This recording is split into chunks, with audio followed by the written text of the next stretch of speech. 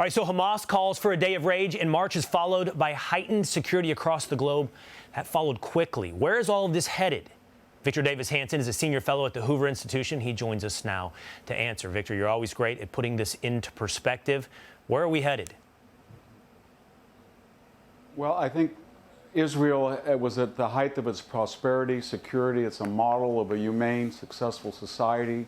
And there were all these centrifugal forces around it. People said, if you just hire Gazans and bring them into your workforce every day, they will see how magnanimous you are, and they'll interpret that in reciprocal. They will appreciate it. You'll help the economy. And they said, if you're going to have the Abraham Accords renewed, it's going to be a new day. And don't worry about the Iran deal. We'll negotiate. And we have Robert Malley working on it. And we're going to bring aid back to Hamas. And that was all fine and good, the pressures that Israel was under. But as you said, they didn't read the charter of Hamas. And Hamas has never said that they were interested in any type of deal with Israel, much less they've even said they don't even want to build a model state in Gaza, even though they've had millions of dollars infused from the Europeans, the Americans, the UN. They're not interested in that. Just read what they say. They want to destroy Israel. And Israel has no margin of error. Well, so when you pressure it, and they feel that maybe, just at this moment, finally at the apex of our success, we can be magnanimous and we can live, and that can't happen. Not until Hamas is gone, because it's an existential threat. They want to destroy it. And what's very scary is we in the United States think, if you have a PhD or an MA or a JD, and you have a university billet, or you're the head of a foundation, you drive an MBW, Mercedes, you name it, that somehow you're sophisticated, and when you say that you're for Hamas or Israel's apartheid, there's no connection with the violence. You wouldn't, but you're advocating violence. They are advocating. When they say they want to destroy Israel here in the United States, these sophisticated, they do.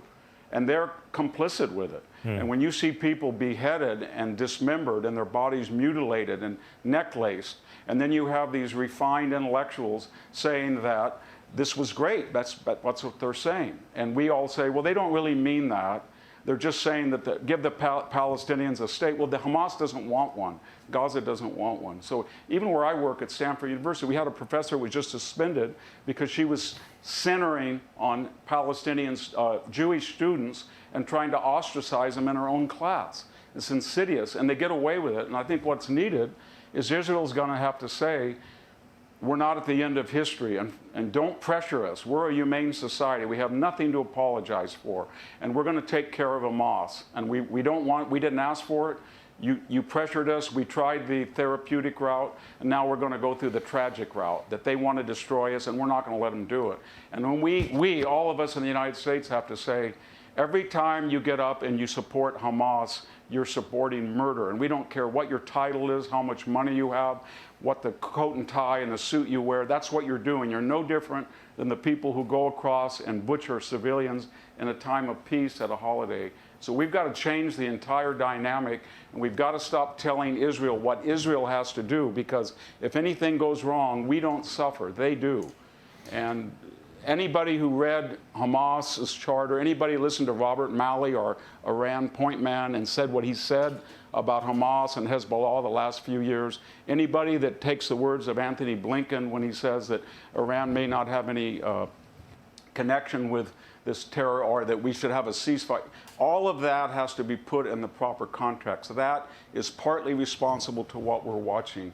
So let's just lay off Israel and don't tell it what to do when it's suffered 12,000 deaths in a pre-modern, pre-civilization fashion, well, that we haven't seen in our lifetime. We've seen nothing like this. It's just pure hate. And if they have their chance, they would do it to every Jewish citizen of Israel. Pure savagery. And I'm getting so tired of these modern intellectuals, intelligentsia, that think that because they're refined, they can endorse barbarism and nobody will call them out on it. Victor, you mentioned that outlandish story out of Stanford. We're going to be talking more about that in just a moment. We appreciate you being with us tonight. Hey, Sean Hannity here. Hey, click here to subscribe to Fox News YouTube page and catch our hottest interviews and most compelling analysis. You will not get it anywhere else.